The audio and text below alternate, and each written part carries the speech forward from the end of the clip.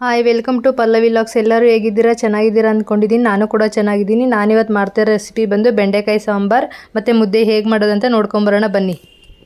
ಒಂದು ಪಾತ್ರೆ ಇಟ್ಕೊಂಡಿದ್ದೀನಿ, ಅದಕ್ಕೆ ಸ್ವಲ್ಪ ಎಣ್ಣೆ ಹಾಕ್ಕೊಂಡಿದ್ದೀನಿ.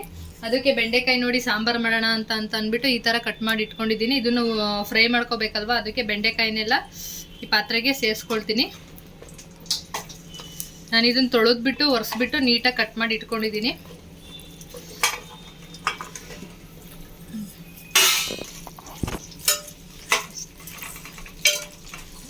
ಸ್ವಲ್ಪ ಫ್ರೈ ಮಾಡ್ಕೊಳ್ಳೋಣ ಇದನ್ನ. ನಾನು ಇವತ್ತು ಬೆಂಡೆಕಾಯಿ ಸಾಂಬಾರು, ಅನ್ನ, ಮುದ್ದೆ ಎಲ್ಲ ಮಾಡೋಣ ಅಂತ ಅಂದ್ಕೊಂಡಿದ್ದೀನಿ. ಎಲ್ಲನೂ ತೋರಿಸ್ತೀನಿ. ಬೆಂಡೆಕಾಯಿ ಸ್ವಲ್ಪ ಹುರ್ಕೊಳ್ತೀನಿ. ಇದು ಫ್ರೈ ಆಗೋ ಅಷ್ಟರೊಳಗಡೆ ನಾವು ಸಾಂಬಾರಿಗೆ ರೆಡಿ ಮಾಡ್ಕೊಂಬಿಡೋಣ. ಇದು ಫ್ರೈ ಆಗ್ತಾ ಇರಲಿ ಬನ್ನಿ. ಒಂದೋಳು ತೆಂಗಿನಕಾಯಿ ತೊಗೊಂಡಿದ್ದೀನಿ ಬೆಂಡೆಕಾಯಿ ಸಾಂಬಾರು ಮಾಡೋಕ್ಕೆ.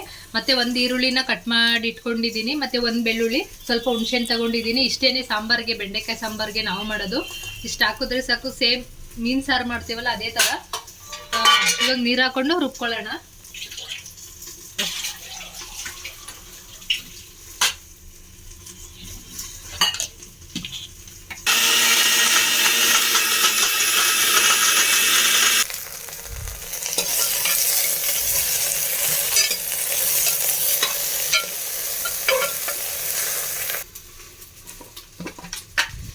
ನೋಡಿ ಸಣ್ಣಗಾಗಿದೆ. ಇವಾಗ ಇದಕ್ಕೆ ಒಂದು 2 ಸ್ಪೂನ್ ಸಾಂಬಾರು ಪುಡಿ ಸೇರಿಸ್ಕೊಳ್ತೀನಿ. ಇದು ಮನೇಲೇ ಮಾಡಿರೋ ಸಾಂಬಾರು ಪುಡಿ. ಇದು ಒಂದು 2 ಸ್ಪೂನ್, 2ರಿಂದ 2.5 ಸ್ಪೂನ್ ಸೇರಿಸ್ಕೊಳ್ತೀನಿ, ಸಾಕು.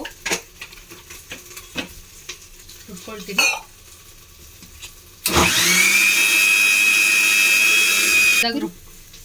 ನೋಡಿ ಸಣ್ಣದಾಗಿ ರುಬ್ಕೊಂಡಿದ್ದೀನಿ. ಇಟ್ಕೊಳ್ಳೋಣ ಸೈಡಿಗೆ. ನೋಡಿ ಬೆಂಡೆಕಾಯಿ ಹುರ್ಕೊಳ್ತಾ ಇದ್ದೀನಿ. ಇನ್ನೊಂದು 5 ನಿಮಿಷ ಹುರಿದ್ರೆ ಆಯಿತು. ಸ್ವಲ್ಪ ಲೋಳಿ ಎಲ್ಲ ಹೋಗಿದೆ. ಬೆಂಡೆಕಾಯಿ ಹುರಿದ್ರೇ ಚೆನ್ನಾಗಿರೋದಲ್ವ, ಇಲ್ಲಾಂದರೆ ಸಾಂಬಾರು ಚೆನ್ನಾಗಾಗಲ್ಲ. ಇನ್ನೊಂದು 3-4 ನಿಮಿಷ ಹುರ್ಕೊಳ್ತೀನಿ. ಹುರ್ಕೊಂಡ್ರೆ ತೆಕ್ಕೊಂಡು ಮತ್ತೆ ಮಸಾಲೆ ಎಲ್ಲ ಸೇರಿಸ್ಕೊಳ್ಳೋಣ. ಹೇಗೆ ಸೇರಿಸೋದು, ಹೇಗೆ ಮಾಡೋದು ಅಂತ ತೋರಿಸ್ತೀನಿ. ಫ್ರೈ ಆಗಿದೆ, ಸಾಕು. ಇವಾಗ ತೆಕ್ಕೊಳ್ತೀನಿ ಇದನ್ನು. ಬೇರೆ ಪಾತ್ರೆಗೆ ಹಾಕ್ಕೊಂಡಿದ್ದೀನಿ. ಮತ್ತೆ ಇದೇ ಪಾತ್ರೆಯನ್ನು ಇಟ್ಕೊಳ್ತಿದ್ದೀನಿ ನಾನು. ಇದೇ ಪಾತ್ರೆ ಇಟ್ಕೊಂಡು ಮತ್ತೆ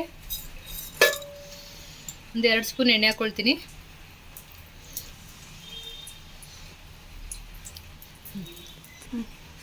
ಸಾಸಿವೆ ಹಾಕ್ಕೊಳ್ತೀನಿ. ಸ್ವಲ್ಪ ಸಾಸಿವೆ,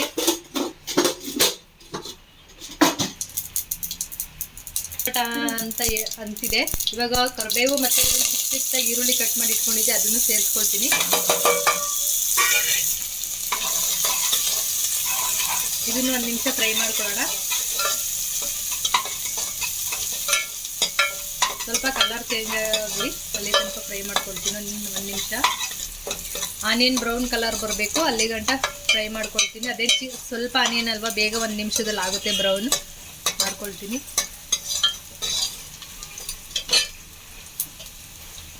ನೋಡಿ ಬ್ರೌನ್ ಕಲರ್ ಚೇಂಜ್ ಆಗಿದೆ, ಬ್ರೌನ್ ಕಲರ್ ಆಗಿದೆ. ಇವಾಗ ರುಬ್ಬಿರೋಂಥ ಮಸಾಲೆನ ಇದಕ್ಕೆ ಸೇರಿಸ್ಕೊಳ್ತೀನಿ.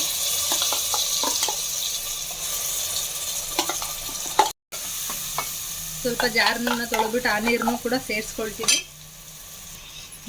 ತೊಳೆದಿರೋಂಥ ನೀರನ್ನು ಸೇರಿಸ್ಕೊಳ್ತಾ ಇದ್ದೀನಿ. ಸೇರಿಸ್ಕೊಂಡು ನೋಡ್ಕೊಳ್ಳೋಣ ಎಷ್ಟು ತೆಳು ಬೇಕಂತ. ತುಂಬ ಈಸಿ ಬೆಂಡೆಕಾಯಿ ಸಾಂಬಾರು ಮಾಡೋದು. 5-10 ನಿಮಿಷದಲ್ಲಿ ಬೆಂಡೆಕಾಯಿ ಸಾಂಬಾರು ಆಗೇ ಹೋಗುತ್ತೆ. ಏನು ತುಂಬ ಕಷ್ಟಪಡೋ ಅಂಥದ್ದು ಏನಿಲ್ಲ. ತುಂಬ ಈಸಿಯಾಗಿ ಮಾಡ್ಕೋಬೋದು. ನೋಡಿ ಇನ್ನೊಂದು ಸ್ವಲ್ಪ ನೀರು ಬೇಕು, ಇನ್ನೊಂದು ಸ್ವಲ್ಪ ಸೇರಿಸ್ಕೊಳ್ತೀನಿ ನಾನು. ನೋಡಿ ಇನ್ನೊಂದು ಸ್ವಲ್ಪ ಸೇರಿಸ್ಕೊಳ್ತೀನಿ. ನೋಡಿ ಸಾಕು. ಇವಾಗ ನನಗಿಷ್ಟು ಸಾಕು. ಕುದಿಲಿ, ಹಂಗೆ ಕುದಿ ಬಂದಮೇಲೆ ಸ್ವಲ್ಪ ಉಪ್ಪು ಸೇರಿಸ್ಕೊಳ್ತೀನಿ. ಒಂದು 10 ನಿಮಿಷ ಕುದಿಲಿ, ಸಾಕು. 10 ನಿಮಿಷ ಕುದ್ದಾದ್ಮೇಲೆ ಬೆಂಡೆಕಾಯಿ ಸೇರಿಸ್ಕೊಳ್ಳೋಣ. ಬೆಂಡೆಕಾಯಿ ಸೇರಿಸ್ಕೋಬೇಕಾದ್ರೆ ತೋರಿಸ್ತೀನಿ ನಾನು. ಇವಾಗ ಕುದಿಯೋಕ್ಕೆ ಬಿಡ್ತೀನಿ, ಆಮೇಲೆ ಉಪ್ಪು ಹಾಕ್ಕೊಳ್ತೀನಿ. ಇವಾಗ ಉಪ್ಪು ಹಾಕಲ್ಲ, ಇದು ಕುದಿಲಿ. ನೋಡಿ ನಾನು 1 ಗ್ಲಾಸ್ ಅಕ್ಕಿ ಇಟ್ಕೊಳ್ತಿದ್ದೀನಿ. ಇದು ಗೊತ್ತಲ್ಲ, ಹಿಂದಿನ ಕಾಲದ ಪಾವ ಅಂತ ಹೇಳ್ತಾರಲ್ಲ, ಅದು ಯೂಸ್ ಮಾಡ್ತಿದ್ದೀನಿ. ನನಗೆ ಊರಿಗೆ ಜಾತ್ರೆಗೆ ಹೋಗಿದ್ವಲ್ಲ, ಅಲ್ಲಿ ತೊಗೊಂಡು ಬಂದ್ವಿ. ಚೆನ್ನಾಗಿದೆ ಅಂತ ಇಷ್ಟ ಆಯಿತು, ಅದಕ್ಕೆ ತೊಗೊಂಡು ಬಂದು ಇವಾಗ ಯೂಸ್ ಮಾಡ್ತಿದ್ದೀವಿ. ಇದರಲ್ಲಿ 1 ಪಾವ ಹಾಕೊಳ್ತಿದ್ದೀನಿ ನಾನು. ನೋಡಿ ಕುದೀತಾ ಇದೆ. ಇವಾಗ ಉಪ್ಪು ಸೇರಿಸ್ಕೊಳ್ತೀನಿ. ಉಪ್ಪು ಸೇರಿಸ್ಕೊಂಡು ಚೆನ್ನಾಗಿ ಬೆಂದಿದೆ ಸಾಂಬಾರು. ಘಮ ಅಂತ ವಾಸನೆ ಬರ್ತಾ ಇದೆ. ಹುರಿದಿಟ್ಟಿರೋ ಬೆಂಡೆಕಾಯಿನ ಇವಾಗ ಇದಕ್ಕೆ ಸೇರಿಸ್ಕೊಳ್ತೀನಿ ನಾನು.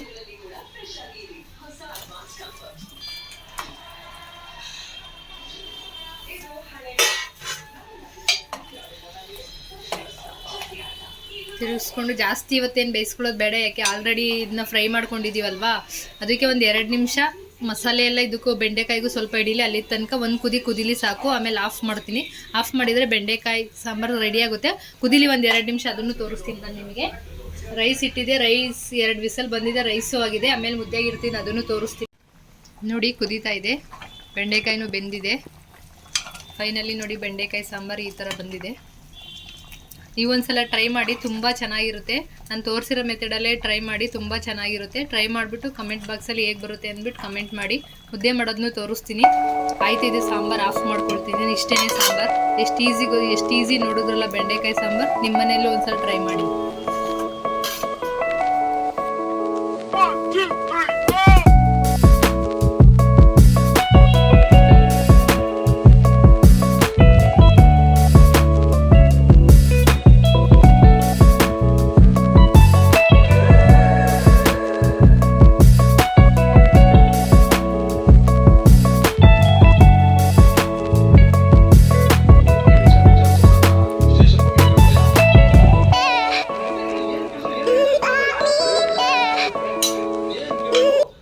ಫೈನಲಿ ಬೆಂಡೆಕಾಯಿ ಸಾಂಬಾರು ಮತ್ತು ಮುದ್ದೆ ಈ ಥರ ಬಂದಿದೆ. ಈ ವಿಡಿಯೋ ಇಷ್ಟ ಆಗಿದ್ದಲ್ಲಿ ಲೈಕ್, ಶೇರ್, ಕಮೆಂಟ್ ಮಾಡೋದನ್ನ ಮರಿಬೇಡಿ. ಮತ್ತು ಸಬ್ಸ್ಕ್ರೈಬ್ ಮಾಡೋದನ್ನು ಮರಿಬೇಡಿ. ಮುಂದಿನ ಹೊಸ ವಿಡಿಯೋದೊಂದಿಗೆ ಸಿಗ್ತೀನಿ. ಟೇಕ್ ಕೇರ್, ಬಾಯ್.